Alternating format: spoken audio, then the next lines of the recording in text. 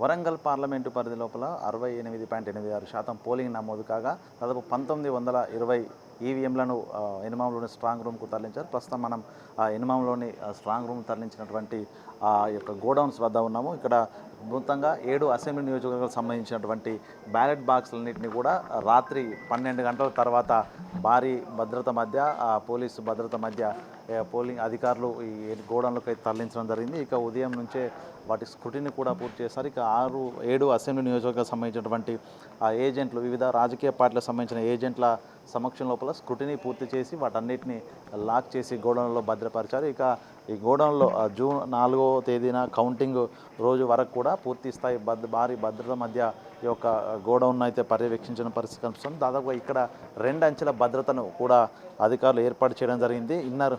Inner లోపల central ఫోర్స్కు సంబంధించినటువంటి సాయుధ బలగాలు, ఆర్మ్డ్ ఫోర్సెస్ ఇక్కడ ఇన్నర్ పెరిమీటర్ లోపల సెక్యూరిటీ చూస్తుంటాయి. ఇక బయట ఆ సాయుధ బలగాలు, స్టేట్కి సంబంధించిన సాయుధ బలగాల భద్రత కొనసాగుతుంది. మొత్తానికి ఈ యొక్క గోడౌన్స్ ఎనుమావుల వ్యవసాయ మార్కెట్ 2 గోడౌన్స్ లోపల 19 నుంచి మొదలుకుంటే 18 వరకు 18Cలో పోస్టల్ బ్యాలెట్కి సంబంధించిన కౌంటింగు, అదేవిధంగా 17Dలో భూపాలపల్లి నియోజకవర్గానికి సంబంధించినటువంటి కౌంటింగు, 17Aలో వర్ధనపేట, 17Bలో వరంగల్ ఈస్టు, 19Dలో వరంగల్ వెస్ట్, 19Cలో పరకాల, 19Bలో పాలకుర్తి, 19Aలో స్టేషన్ గన్పూర్, ఇలా 7 నియోజకవర్గాలకు సంబంధించినటువంటి కౌంటింగ్ను వివిధ గోడౌన్లలో ఏర్పాటు చేయడం జరిగింది.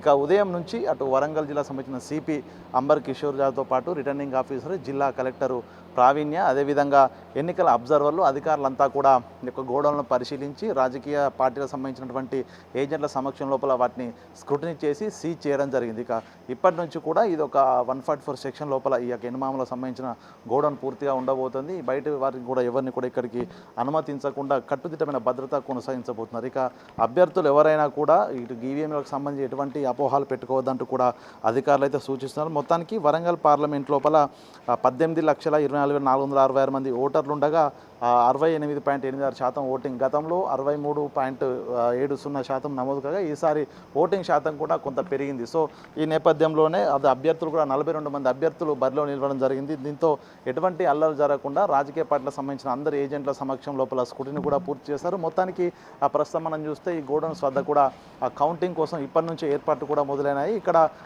ఎండ వేడియం నుంచి ఇబ్బంది కలగకుండా ఉండడానికి అటు కౌంటింగ్ ఏజెంట్లు కావచ్చు, అధికారులు, రాజకీయ పార్టీల నేతలకు ఇబ్బందులు కలగకుండా కూడా పూర్తి స్థాయి లోపల గోడౌన్స్ మధ్య లోపల ఉన్నటువంటి ప్రదేశాల లోపల ఇటు పరదాలతో పూర్తి స్థాయి లోపల షేడర్స్ కూడా ఏర్పాటు చేస్తూ ఇప్పటి నుంచే ఆ కౌంటింగ్ కోసం అయితే నిర్మాణం కూడా చేసిన పరిస్థితి కనిపిస్తుంది. మొత్తానికి జూన్ 3వ తేదీన ఇక్కడ అభ్యర్థులు ఎవరైతే ఏజెంట్లు ఉంటారో కౌంటింగ్కి వచ్చేటువంటి ఏజెంట్లు వాళ్ళందరికీ ట్రైనింగ్స్ ఇస్తారు. 4వ తేదీన ఉదయం వారందరి సమక్షంలో స్క్రూటినీ చేసిన తర్వాత కౌంటింగ్ అనేది మొదలవుతుంది. మనం చూడొచ్చు గోడౌన్ 18C, ప్రస్తుతం మనం 18C సంబంధించిన గోడౌన్ ఉన్న స్ట్రాంగ్ రూమ్, ఆ స్ట్రాంగ్ రూమ్లో ఎదుట కూడా సెంట్రల్ ఫోర్సెస్ సంబంధించిన ఆర్మ్డ్ ఫోర్సెస్ పహారా కాస్తున్న పరిస్థితి కనిపిస్తూ ఉంది. 18Cలో ఆ పోస్టల్ బ్యాలెట్ ఉన్నటువంటి ఆ గోడౌన్ అది, ఆ 18C మనం చూడొచ్చు.